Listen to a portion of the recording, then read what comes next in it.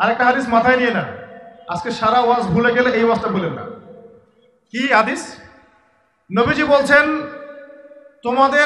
তোমাদের সামনে, হে আমার সাহাবীরা, তোমাদের সামনে এমন একটা যুগ আসছে, ওই যুগে আমার সুন্নতকে ধরে রাখাটা হাতের মধ্যে আগুন ধরে রাখার মতো হবে। আমি অনেকদিন এই লেকচারে এই হাদিসটা বলেছি। তোমাদের সামনে এমন একটা কঠিন যুগ আসছে, জামানা সবরিন, সবরের যুগ, কঠিন যুগ। ওই যুগে ঈমান ধরে রাখা, আমার সুন্নতের উপর থাকা, হাতে আগুন ধরে রাখার মতো হবে। ওই যুগে যদি তোমরা আমার একটা সুন্নতকে জীবিত করতে পারো, সমাজে একটা সুন্নত মরে গেছে, ওটাকে আবার জীবিত করতে পারো, তাহলে 50 জন শহীদ সাহাবীর নেকি পাবো। হাদিসটা বুঝলেন? শুধু নেকি না, আপনি 50 জন শহীদ সাহাবীর নেকি পাবেন, যখন চলমান সমাজে একটা সুন্নত মিটে গেছে, নাই, মানুষ আমল করছে না, কিন্তু আপনি সেটাকে জীবিত করলেন। পারা যাবে ইনশাল্লাহ। একটা দেখাচ্ছি, যেমন সাহাবীদের যুগে মানুষ মসজিদে ঢুকলে কি করতো জানেন? আগে 2 রাকাত নামাজ পড়তো। কি করতো? মসজিদে ঢুকেই, ওযু অবস্থায় মসজিদে ঢুকেই তারা বসতেন না, আগে 2 রাকাত নামাজ পড়তেন, দুখুলুল মসজিদ বা তাহিয়াতুল মসজিদ, তারপরে বসতেন। আর নবীজি বলেছেন, কিয়ামতের আগে এই দুখুলুল মসজিদ, তাহিয়াতুল মসজিদ, এই নামাজটা উঠে যাবে। উঠে যাচ্ছে না আস্তে আস্তে। মসজিদে ঢুকলে মানুষ ধাপ করে বসে পড়ে, তাই না? মানুষ ভুলেই গেছে না সুন্নত। এখন আপনি যদি এই সুন্নতটাকে আবার জীবিত করতে পারেন, ইনশাআল্লাহ 50 জন শহীদ সাহাবীর নেকি পাবেন।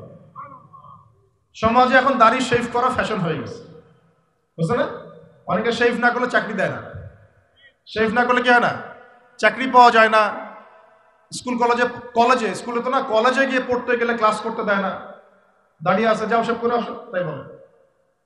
এখন সমাজ চলছে উল্টা। এখন যদি আপনি নবীর সুন্নতকে আবার জীবিত করতে পারেন, 50 জন শহীদ সাহাবীর নেকি পাবেন।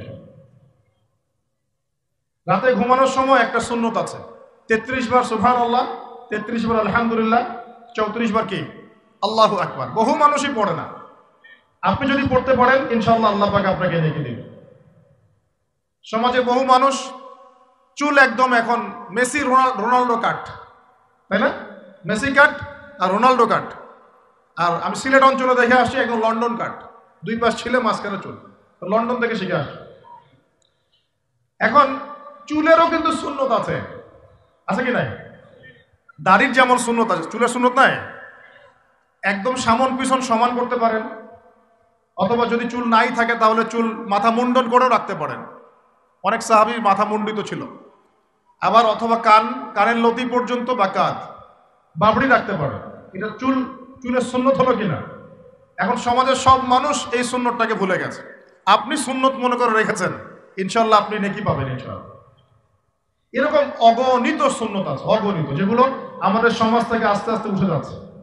আমি খুব দুঃখের সাথে বলছি, অনেক মসজিদে ফরজ নামাজ পড়ার পরে আমরা কি করি? একটা মোনাজাত করি, আল্লাহুম্মা আমিন বিরহমাতিকা ইয়া আরহামার রাহিম, ব্যাস উঠে চলে গেলাম, তাই না? উঠে চলে যায় না, তারপর স্যান্ডেল নিয়ে বাইরে চলে গেল। অথচ সালাম ফিরানোর পরে একবার বলতে হয় আল্লাহু আকবার, কি বলতে হয়?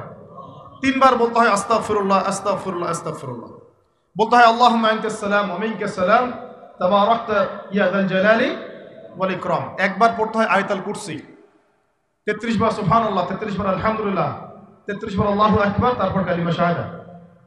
এরপর সূরা ফালাক একবার, সূরা নাস একবার, ইখলাস একবার।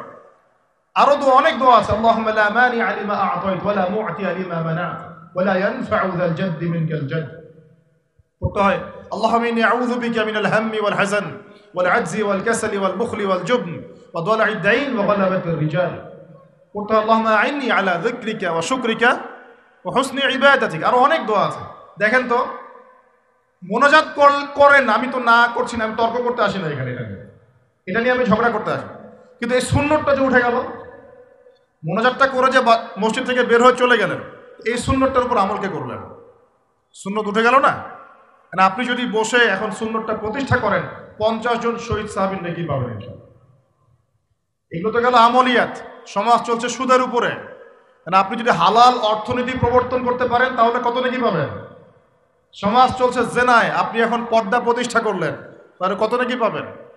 সমাজে চলছে দুর্নীতি, আপনি এখন আমানতদারিতা, ইনসাফ প্রতিষ্ঠা করলেন, কত নেকি পাবেন? সমাজে চলছে শয়তানি, সব শয়তানি, কি চলছে? শয়তানি। এখন আপনি আল্লাহ রাব্বুল আলামিনের ওহী প্রতিষ্ঠা করলেন, কত নেকি পাবেন?